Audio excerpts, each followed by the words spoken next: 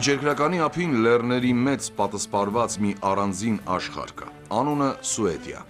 Այն բազմաշերտ է, բազմագույն։ Այնտեղ ապրող մարդիկ հայ են, սակայն ուրույն մշակույթով, խառնվածքով ու անգամ լեզվով։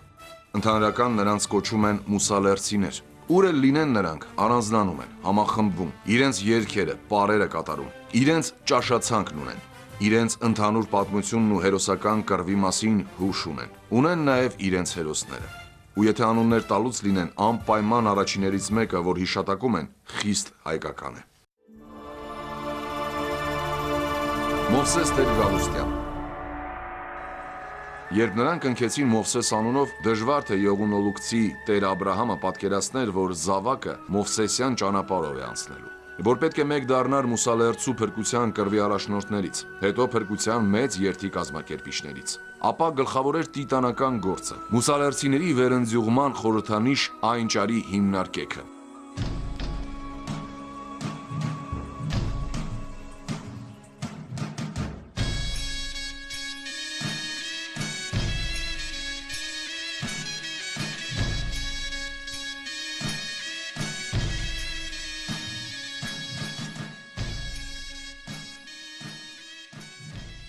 Մովսես Տեր Գալուստյանը բավական զարգացած եղած է այդ ադեն եվրոպակացած ուսանած եւ ֆրանսերենի դիրաբեդող եւ բավական զարգացած մարդ եղած է, թեև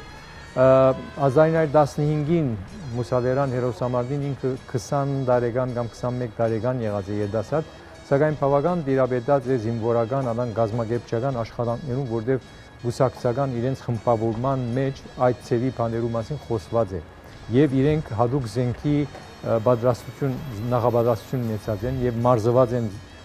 լերան վրա իրենք զենքով ուղղակի զինավարժություն հրած են եւ փորձառություն բավական ցեղծկած է։ Մովսես Տեր Գալուստյանը հայ հեղափոխական դաշնակցության հավատավոր նվիրյալներից էր։ Նա եղավ այն հայորդիներից մեկը, որոնք իրենց ժողովրդին վերադարձրին հենց նույն այդ ժողովրդի ժառանգած առաքինությունները, հատկապես նվիրաբերումի ոգին, նրան տեր կանգնելու վճռականությունը։ Մովսես Տեր Գալուստյանը ծնվել է 1895 թվականին Մուսա լեռան Յողունոլուկ գյուղում, Տեր Աբրահամի ընտանիքում։ Սովորել է հայրենի գյուղի Խրիմյան վարժարանում։ Հայրը նկատելով տղայի սովորելու մեծ ցանկությունը, ուսումը շարունակելու նպատակով ուղարկում է նրան Հալեբ։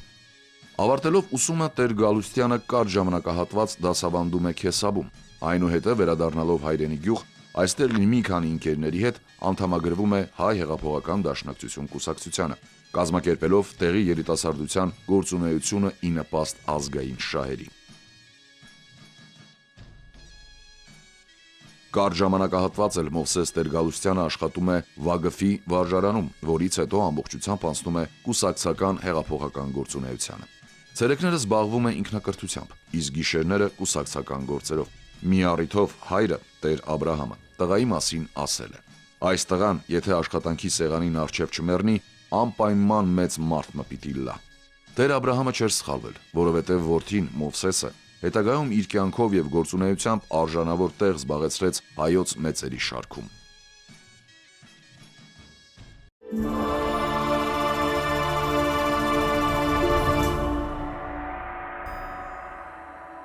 Մուսալերան աշխարհում դժվար է առասպելը զատել իրականությունից։ Դրանք միախառնված են, որի արդյունքում թերևս թեթև եւ երջանիկ էր ընթանում հայկական 6 գյուղերի հայության կյանքը։ Այդպես շարունակվեց մինչև 1915 թվականի դաժան իրականությունը, որը սակայն չփակեց առաստված հավատի դռները, եւ այդ հավատի արդյունքում նրանք փրկվեցին։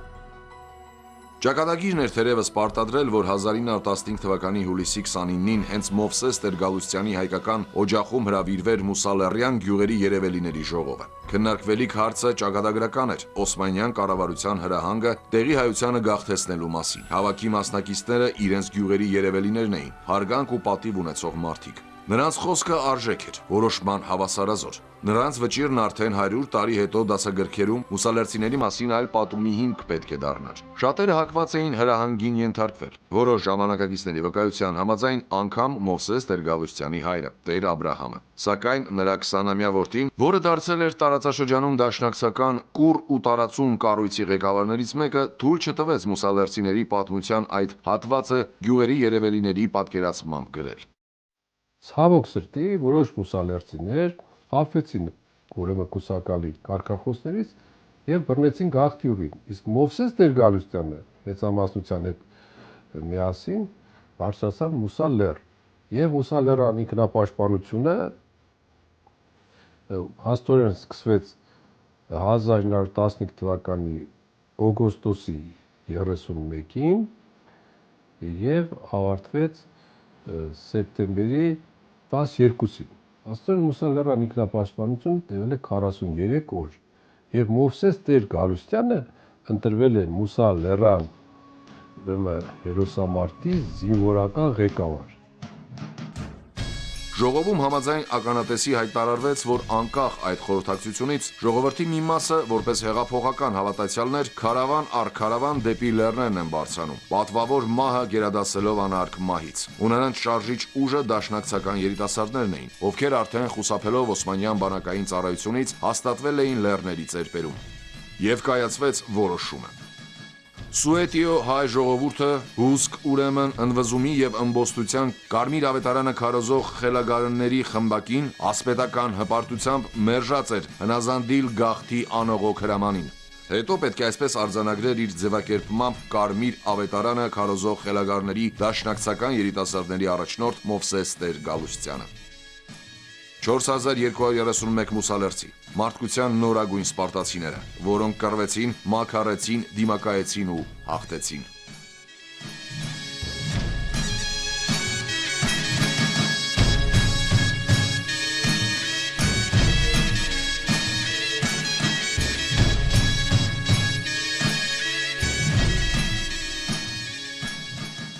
Մովսես Տեր-Գալստյանը, որը 20 տարեկան էր, հանդիսանում է Մուսա լեռան ինքնապաշտպանության կազմակերպիչներից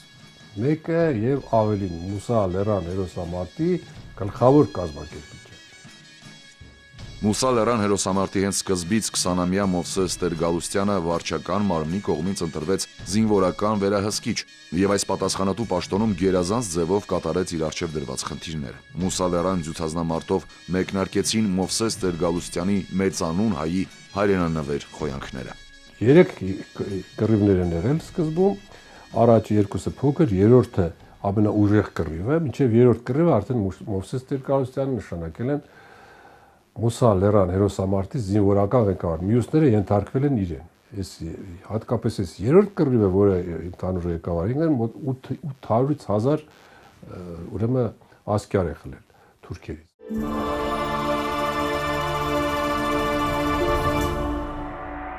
Հազարավոր գսվի թե 2-3 հազար զորքով եկան թուրքերը եւ թնտանոթներով եւ իրենց հետ բաշբոզուղալ ունեին մի քանի հազար եւ Մովսես Տեր-Գալստյանը նշանակեցին զինվորական պատասխանատու եւ խմբավորումի ուրեմն բոլոր զինվորները գետրոնացուցին 1-2 գետրոն ուր որ ավելի գագնգալվեր հարձակում գործելը եւ այդպես երկրորդ պատերազմին գրցան իրենք նորեն հաղթական դուրս գալ եւ գրցան իրենք նույնիսկ թնտանոթ մկրավել եւ բավական զենք եւ զինամթերք եւ նաեւ ուդեստեղեն։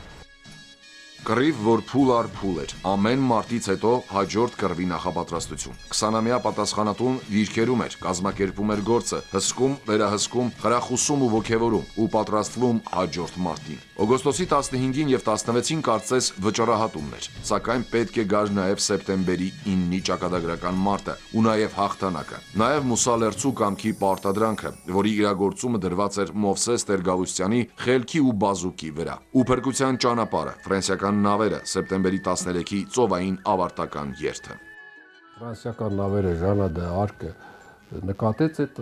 ուրեմն դրոշը, հետո նրանք մոտեցան, ռմբահարեցին Մուսա լեռը եւ տեղափոխեցին Մուսա լեռցիներին, ուրեմն որոնք ընդամենը 18 զոհ էին տվել, այստեղից տեղափոխեցին 4 նավով Եգիպտոս, Պորտ Սաիդ։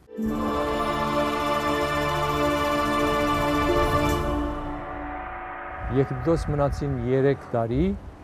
եւ այնտեղ ալ նորեն Մովսես Տեր-Գալստյանը բավական, որտեղ ինքը ֆրանսիացիներու հետ բավական մդերմացավ իր ֆրանսերեն լեզու իմանալու պատճառով եւ ղեկավարի թերը ստացնեց նաեւ այնտեղ, թեև այլ գազམ་ագերբություններ ալ շատ օգնեցին Պորտ Սաիդի վրանա քաղաքին մեջ մուսալերցիներուն, մանավանդ բարեգործական այնադենվա բարեգործականը բավական օգտակարություն ունեցավ ժողովրդին։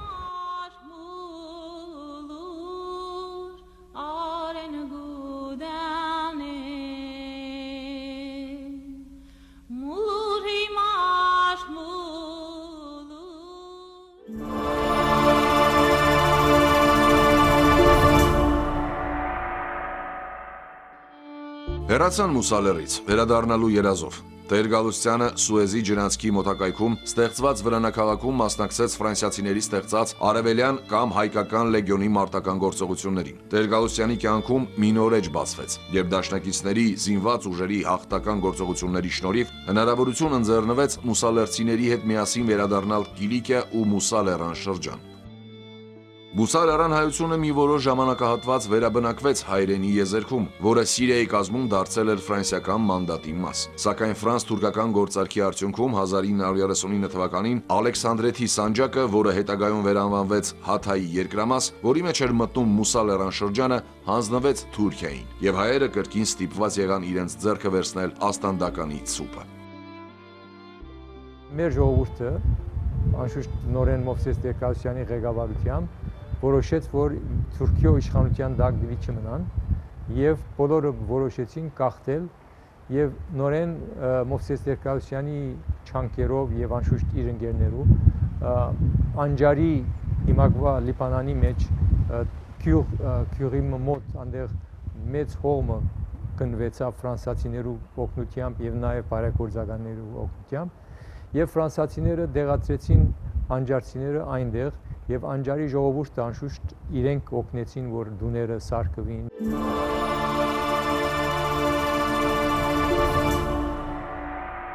Ամեն հնարավորությունն անձեռեց, Մուսալերանի 5 գյուղերը բացի Վագիֆից բնակիչները եկան եւ հիմա Անջարը ծաղկուն հիմա արդեն քաղաք է կոչվում, ունի թաղամասեր, որոնցից ամեն մեկը կրում է Մուսալերան առանձին գյուղի անունը եւ ունի իր քաղաքապետը։ Սա էլ էր Մովսես Տեր-Գալուստյանի ջանքերի արդյունքում, դրա համար մուսալերցիները նրան միշտ սիրում են, պաշտում են, հարգում են, որպես իրենց փաստորեն առաջնորդ։ Մովսես Տեր-Գալուստյանի ջանքերի շնորհիվ թուրքերի դավադիր քաղաքականության պայմաններում անվտանգ իրականացվեց մուսալերցիների տեղափոխությունը դեպի Լիբանան, որից հետո էլ հիմնադրվեց Այնջար նոր բնակավայրը։ Առաջին իսկ լուսանկարները խոսուն են։ Տափաստան, հրանային ճամբար, որ տասնամյակներ հետո նույն Մովսեսին հավերժություն ճանապարհելիս պետք է լիներ շեն ու զարգացող գյուղաքաղաք։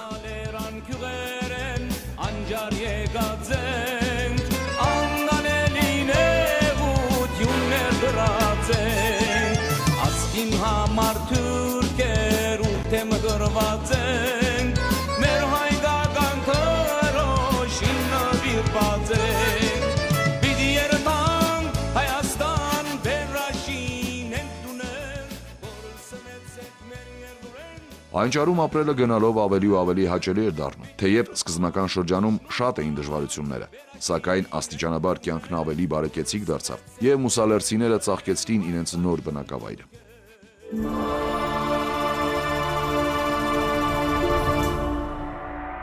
Եվ անգե հետո անշուշտ եղավ նաև ինքը պարլամենտի անդամ, Լիբանանի պարլամենտի անդամ, եւ տարիներ ամբողջ մինչեւ 1970-ներու վերջերը ինքը պարլամենտի անդամ էր եւ իր ուշադրության առարգան միշտ Անջար եղած է եւ Անջար հաջող կհաջախեր ինքը եւ Դիգինի եւ Զավակները։ 1943-ից մինչև 1972 թվականը Տեր Գալուստյանը զբաղվեց պետական, կուսակցական, մշակութային եւ հասարակական քաղաքական հագեցած գործունեությամբ։ Ընտրվեց Հոյդա բյուրոյի անդամ, վարելով այդ պաշտոնը մինչև 1967 թվականը։ Մովսես Տեր-Գալուստյանը հանդիսանում է Լիբանանի համազգային կրթամշակութային ընկերության հիմնադիրներից եւ մեծ ավանդ ունի լիբանանահայ եւ սիրիահայ համայնքների կրթական ու մշակութային զարգացման գործում։ Տեր-Գալուստյանը երկար տարիներ լինելով Լիբանանի խորհրդարանի падգամավոր, նպաստեց Մերձավոր Արևելքի երկրների հայապահպանման գործին։ Պետք է ասել, որ լուրջ անձնավորություն ուներ, խստապարով եւ իր մեկ վախնային բոլոր Անջարի ղեկավարները եւ չէին համարձակեր որևէ ցեվով սխալ բան մնել, որովհետեւ ինքը այդ ուղղությամբ միշտ նկատումներ գներ իրենց։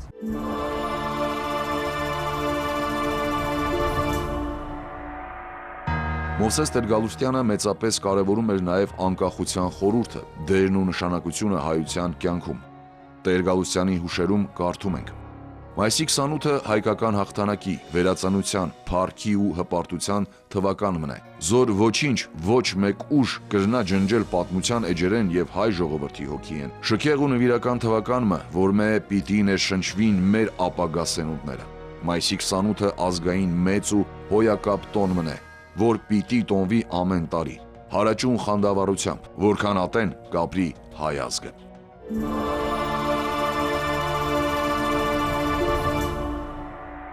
Մովսես Տեր-Գալուստյանի մասին ցավոք սրտի խորհրդահայ պատմագրությունը չի անդրադարձել եւ եթե անդրադարձել է սոսկ բացասաբար, որովհետեւ Մովսես Տեր-Գալուստյանը ունեցել է հակախորհրդային գործունեություն։ Նա չի ընդունել խորհրդային համակարգը եւ սա պատճառներից մեկն է, որ նրան ըստ արժանավորին չեն գնահատել եւ խորհրդահայ պատմագրությունը Ընդհանրապես Մովսես Տեր-Գալուստյանին հանել է Մուսալերան ինքնապաշտպանության կազմակերպիչների ցանկից։ Այնճարի փաստացի հիմնադիրը Մովսես Տեր-Գալուստյանը շարունակեց իր ազգաօգուտ գործունեությունն արդեն Բեյրութում, ուր ապրեց իր բեղում կյանքի եւս մի կարևոր ժամանակահատվածը, միշտ շարունակելով ծառայել Այնճարի եւ նպաստել նրա զարգացմանը։ Միշտ երբ որ հայկական հարցերը լար, ինքը այդ հարցերուն կմասնակցեր եւ կփորձեր լավագույն աշխատանքը դարվի։ Օրինակ Անջարի մեջ ժամանակ մը բերին բաղեստինցիներ դեղացեցին, որովհետեւ Հայաստան կախտեց Անջարի ժողովրդին գեսեն ավելին, այդ բարաբդուները դեցուցին բաղեստինցիներով եւ մի քանի տարի մնալ է վերջը անջարցիներուն հետ հարցեր ելան, բաղեստինցիները հարց ունեցան եւ անջարցիները իրենք դուրս վրընդեցին, այնադեն քաղաքական մեծ շարժում, այսին հագատրություն եղավ, բայց ինքը Մովսես Տեր-Գալուստյանը գրծավ այդ քաղաքական հարցերը լուծել եւ Անջարի վնաս չհասավ այդ ուղղությամբ։ Բաղեստինցիները կացին, բայց բամը չի պատահեցավ մասնավոր։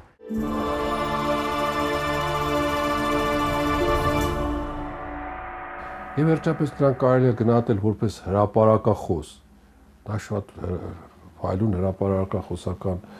բնույթի վերլուծականներ ունի, որոնք կապված են խորհրդային Ռուսաստանի հարաբերություններին, հայկական համայնքի խորհրդային միության հետ դիրքորոշման հետ, որում նա խորհրդային միությունը գնահատում է որպես բռնապետություն եւ կանխատեսում է, որ դա ի վերջո պիտի փլուզվի։ Տասնամյակներ շարունակ Մովսես Տեր-Գալուստյանը, ստանձնելով տարբեր պատասխանատու պաշտոններ, Մովսես Տեր-Գալուստյան առաջնորդի իր բնորոշումն էր ձևակերպել։ Առաջնորդ ըլլալ ուզողը լավ գիտցեք, ասիկա պետք է ունենա սեփական ու ապրող Աստված։ Պետք է հավատա իր Աստծո ճշմարտության ու անմահության ջերմեռանդորեն, մոլեռանդորեն, կրկեսի վայրակ գազաններու առջև նետվող Մարտիրոսի ամուր, անսասան անխորտակելի հավատքով։ Պետք է ունենա պողպատե նկարագիր, ջրդեղված կյանքի եւ պայմաններուն փորձություններուն, տաժանքներուն ու տառապանքներուն մեջ, որպեսի բարոյապես չտկարանա, չսայթակի, չդրժե դժբախտություններու եւ պարտություններու պարագային։ Այդպես էին անոնք այն առաքելատիպ գործիչները, որոնք առաջնորդները դարձան մեր երիտասարդության եւ կերտեցին պատկառելի ուժը մեր հոյակապ կազմակերպությունը։ Ու իրենց ձգողական ուժը եղավ ոչ թե ատելությունը, այս անգամ այս կամ այն թշնամիին դեմ, այլ իրենց անխարդախ, խորունկ ու հզոր սերը ազգին ու հայրենիքին, ազատությանն ու անկախության հանդեպ։ Ատոր համար է, որ մեր կազմակերպությունը կմնա ուժեղ ու կուռ, հավատավոր ու կենսունակ, ավելի քան երբեք։ Ուրեմն նա ունի նաև բանաստեղծությունների ժողովածու, ուրեմն Սիրոսկի երազանքի դաշխուրան, որտեղ նա շատ հետաքրքիր բանաստեղծություններ է գրում, ընդ որում խոհական փիլիսոփայական բնույթի բանաստեղծ է նա։ Զինվորական կարողությունների հետ մեկտեղ Մովսես Տեր-Գալուստյանն օժտված էր գրողի եւ հրապարակախոսի տաղանդով, կազմակերպչի եւ քաղաքագետի պետական գործչի բարձր կարողություններով։ Արդեն Եգիպտոսում նա դրսևորվում է նաեւ որպես գեղարվեստական խոսք ունեցող անձնավորություն։ Լինելով իրապաշտ, նա միանգամայն այլ տպավորություն է թողնում իր գեղարվեստական գործերում։ Դրանցում նրա լեզուն գեղեցիկ է եւ անթերի, եւ որ կարեւոր է, ստեղծում է գեղարվեստական անկրկնելի պատկերներ։ Մովսես Տեր-Գալուստյանն իր մահկանացուն կնքեց 1984 թվականին, եւ հողին հանձնվեց Բեյրութի հայոց գերեզմանատանը։ Իսկ ավելի ուշ 1998 թվականին նրա եւ տիկնոջ Անահիտ Խաչատուրյանի աճումները տեղափոխվեցին այնջար։ 1984 թվականի նոյեմբերի 15-ին Ազդակ օրաթերթում հետևյալն ենք կարդում. «Մնաց անխոնար, նույնիսկ իր բարձունքին մեջ։ Մուսա լեռան նման վեհ, բայց խոնար։ Մնաց անհավատարիմ իր ժողովրդին։ Մովսես Տեր-Գալստյան մարդ էր, ամբողջական մարդ, գլխագիր մարդ, քաջություն, պարկեշտություն եւ ծառայություն եղան Մովսես Տեր-Գալստյանի նկարագիրը բնորոշող 3 գիծերը, որոնք արտահայտվեցին կեցվածքով եւ գործով։ Մովսես Տեր-Գալստյանը ապրեց մշտապես ազգանավեր տարաբնույթ գործերի մեջ։ Ունենալով բազմավոլորտ գործունեություն, դրանցից յուրաքանչյուրում էլ նա լավագույնս դրսևորեց հայրենանավեր գործչի բնորոշ հատկանիշները։ Անջարի ժողովուրդը եւ բոլոր մուսալերցիները պետք է ասել շատ բան կբարդին Մովսես Տեր-Գալստյանին, ինքը անշուշտ հերոս է, մուսալերան հերոսամարտի հերոսներն է, ինչպես Յաղոբյանը, ինչպես Դմբլակյանը, ինչպես Անդրեասյանը, եւ պետք է բաճաշ հարկանքը նաեւ մատուցվի Մովսես Տեր-Գալստյանին, որտեղ անջարի եւ մուսալերցի ժողովրդին ինքը շատ օգտակար եղավ։